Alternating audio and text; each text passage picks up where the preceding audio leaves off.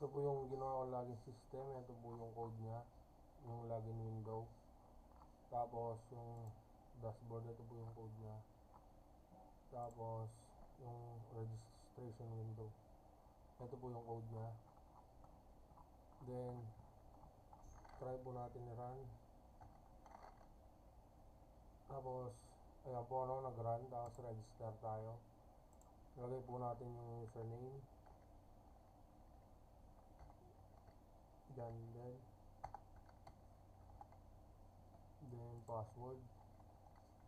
Tapos then address.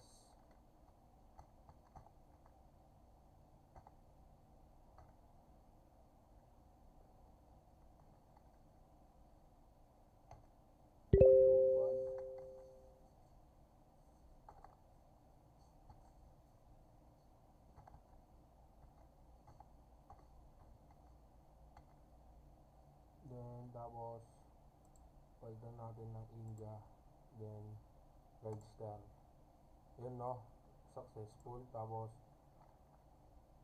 lagay ulit natin yung username kanina.